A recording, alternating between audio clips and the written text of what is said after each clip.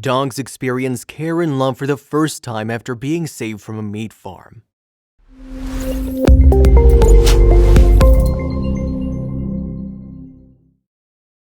But before we start, please take a moment to give this video a like, subscribe to HappyWorld, and hit the bell so you'll never miss these great stories. Nowadays, a lot of people view pets such as dogs and cats as their best friends and most loyal companions.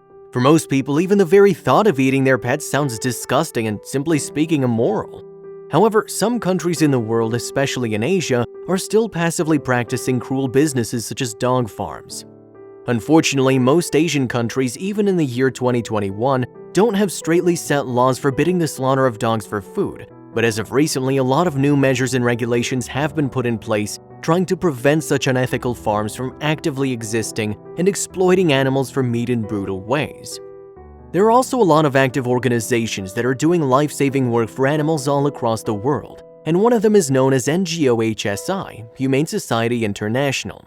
As of recently, HSI has been actively working in South Korea by running a campaign and trying to save over 70 canines from a dog farm. Over 70 dogs that were found suffering on a dog farm in South Korea were recently saved from slaughter by NGO HSI. We contacted Nara Kim, a campaign manager at HSI Korea, and asked her to tell us the story. My name is Nara Kim, and I'm the End Dog Meat campaign manager for HSI Korea in Seoul. The farm closure in this story took place in May 2020, and at the time it was our 16th dog farm closure. HSI Korea has been involved in 5 more dog farm rescues since then, the most recent of which was in August 2021 when we helped the local authorities close a dog farm on Jindo Island. We usually find out about our farms from other dog farmers with whom we've worked in the past. Dog farmers often talk to each other, and word spreads that HSI Korea has helped farmers move on and start a new life, and so usually they'll ask them to make an introduction so that we can help them too.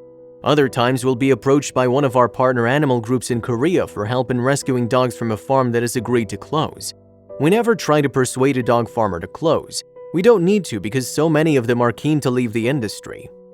The staff of HSI that were on site found dog breeds such as Huskies, Golden Retrievers, Poodles, Chihuahuas, Pomeranians, and many more. The animals were found in rows of dilapidated cages and surrounded by food leftovers, various garbage, and even their own waste. Nara Kim, HSI's consultant in South Korea, shared in the press conference that the dogs were desperate to be noticed. Here's how the process of closing a meat farm works. Closing a dog meat farm is a huge operation that requires a lot of planning and preparation. As most of the dogs will need to be flown overseas to find new homes because dog adoption is still not really established in South Korea yet, that means we need to visit the farm many times to vaccinate all the dogs, quarantine them, and give them all the health checks required for international travel. I'll visit the farm many times with our vet to do this, and while they're in quarantine, we make sure that the dogs are well looked after and immediately start receiving proper nutritional food. We also need to make all the flight arrangements for all the dogs, order the travel crates for all the dogs, and find partner shelters in the United States, Canada, or the United Kingdom that have places to take the dogs and help us look for adoptive families. HSI also often sets up our own really big temporary shelter in Canada and the USA to take a big proportion of the dogs where they'll receive specialist rehabilitation and care. The actual closure itself can take anything from 1 day to a week depending on the size of the farm, but it's always a really early morning start to the day, to arrive on the farm in time to calmly take each dog from their cages and place them in travel crates and load them onto the truck ready to drive to the airport.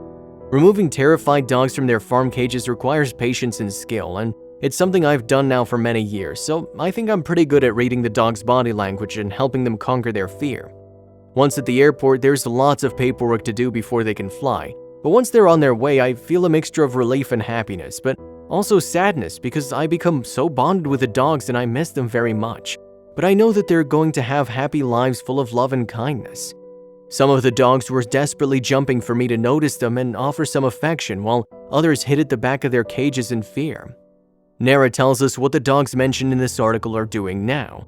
The dogs from our 16th farm are now in adoptive homes in the US and Canada, so I know that they're living their best lives and hopefully will soon forget the horrible experience of being on a dog meat farm.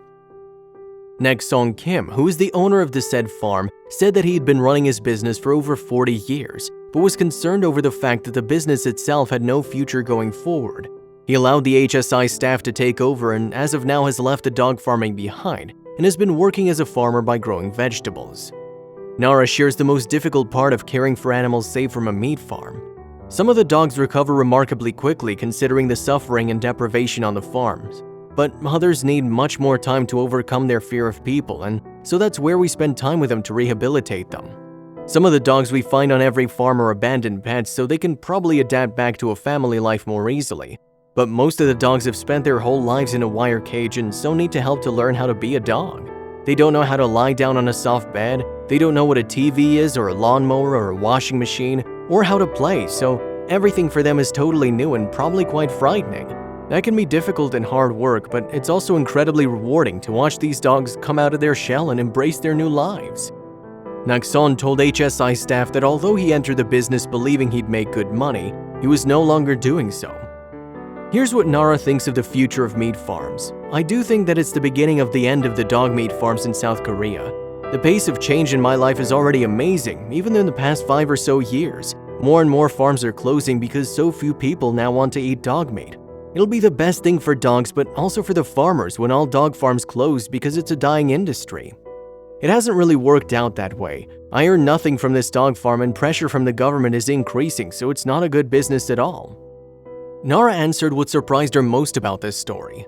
I'm always surprised that people seem to think that people in South Korea like to eat dogs because it really couldn't be further from the truth. Most people don't eat dogs and would be horrified at the thought actually. I think it's a real misconception in the West. There's a big campaign here in South Korea to end the dog meat industry, and I think it's important that people realize that. For the past few years, a majority of South Koreans have started viewing dogs as companions rather than food. Therefore, the demand for dog meat has been drastically decreasing. A new set of laws and regulations against dog farms have also been released by the government. Nara tells us more about their organization. HSI is a global animal protection organization with offices and programs in many countries around the world, such as Brazil, Mexico, India, Indonesia, Canada, and of course here in South Korea. And we work on many different issues, such as ending the fur trade, trophy hunting, factory farming, and dog and cat meat trade across Asia. In South Korea, HSI has been working since 2015, and here we focus on 2 main issues of the dog meat industry and also ending animal experiments and replacing animals in laboratories with cutting-edge non-animal research techniques and technologies. I really like HSI's approach because we're very solutions-led. We don't identify the many problems for animals, we devise solutions to end the suffering. Our dog meat farm closure program is a good example of that. There were rescue operations happening in the midst of the coronavirus pandemic back in 2020, this one included. Nara opens up about why it's important to care for animals. I think it says a lot about a society when it helps the most vulnerable and least powerful, whether that's people or animals. Animals can't advocate for themselves and cannot speak, but they surely suffer, and so they need us more than ever to speak up for them. Showing compassion for other creatures with whom we share this planet and striving to live lives that cause the least harm to others is one of the central pillars of humanity, I think. And so I'm proud to be able to play my part through my work at HSI. The staff working with the dogs has faced some delays when it came to relocating them. The initial plan was to move the dogs to US and Canada where they could get proper rehabilitation and get a second chance at finding their forever homes. Here's some advice for those who want to care for animals. The best advice is to start with your own life because you have the most control over that. Everything we do and the way we live our lives has the capacity to impact animals positively or negatively. Something as simple as the food we choose to eat can be the difference between life and death for animals on factory farms, so choose plant-based options.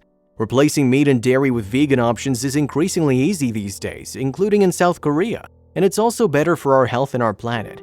You can also replace animal products in your wardrobe and bathrooms, choosing cruelty-free fabrics instead of fur and leather, and selecting beauty products that haven't been tested on animals. And sharing our homes with a pet can be really wonderful, but buying a puppy or kitten from a pet store is supporting the cruel pet breeding industry, so consider adopting a shelter cat or dog instead. We can all help shelters by supporting their work, donating our time as volunteer dog walkers, for instance, and promoting the idea of adoption. Thankfully, that's exactly what happened, and now the dogs are happy and safe in their forever homes. The dogs are regularly receiving full veterinary checkups to make sure they don't face another day of suffering. They are loved and cared for the first time in their lives.